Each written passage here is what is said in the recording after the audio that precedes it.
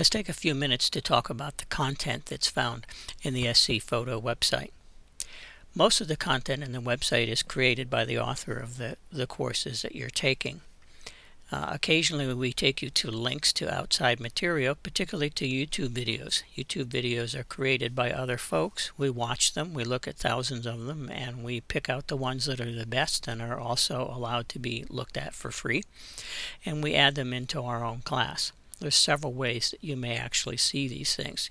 Each of the content that you have inside here has their own unique icon next to it, so you can tell where it came from and how it was created.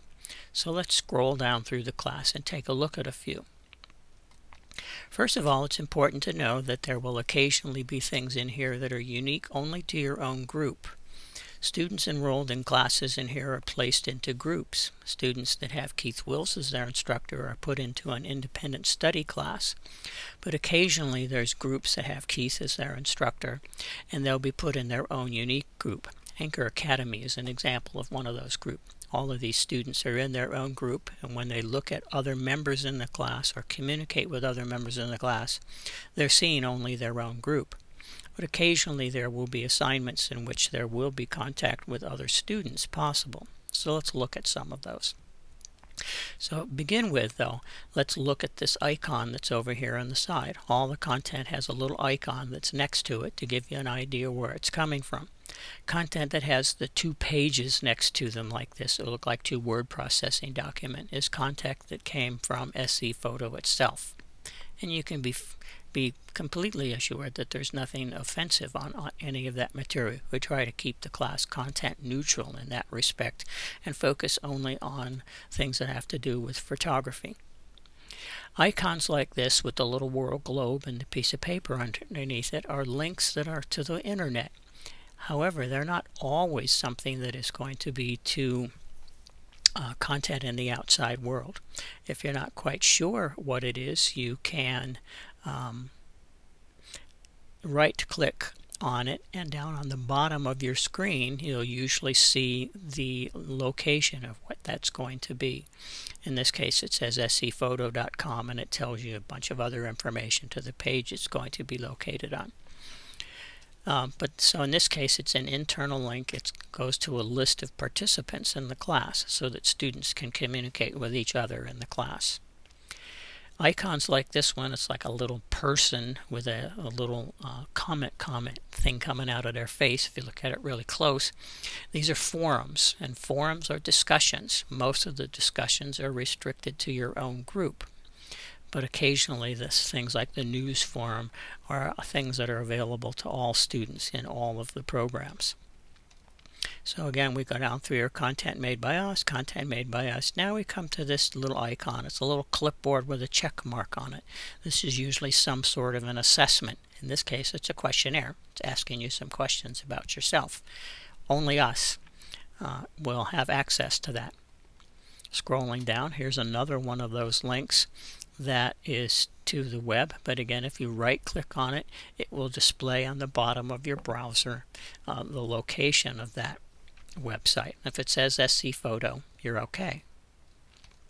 Then we come down to instruction manual for the Canon Digital XT, and this one's a document that you will download. In this case it's a PDF document. You can see the little Adobe icon that's there.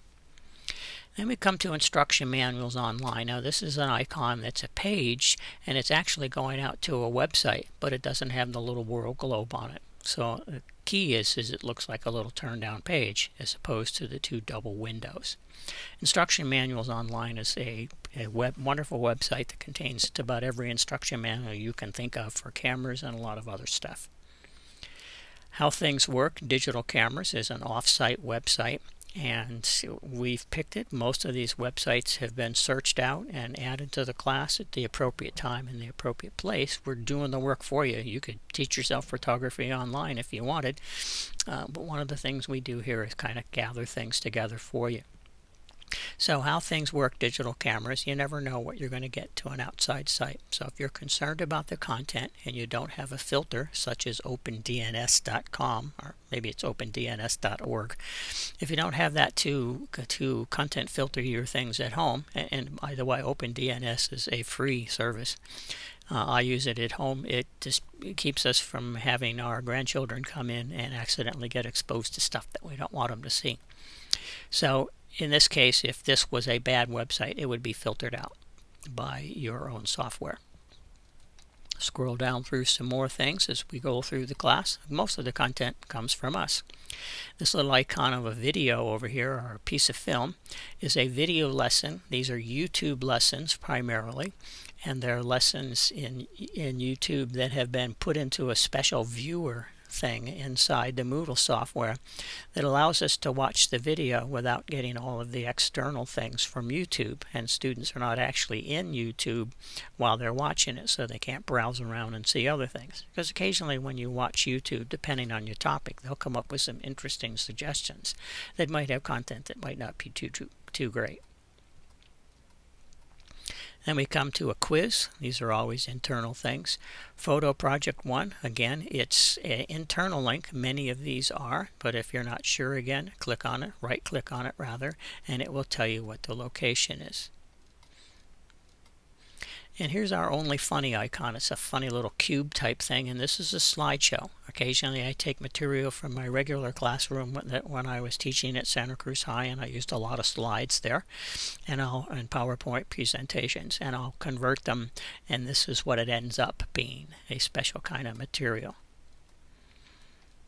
And that's basically the icons. If there's no icon next to it at all, it's an internal piece of content and nothing to be worried about. So that's basically the types of content that are found in the class. Majority of it, 99% of it, is content that was created by the teachers in the class. But occasionally when you go to a website on the outside, you need to exercise your own caution.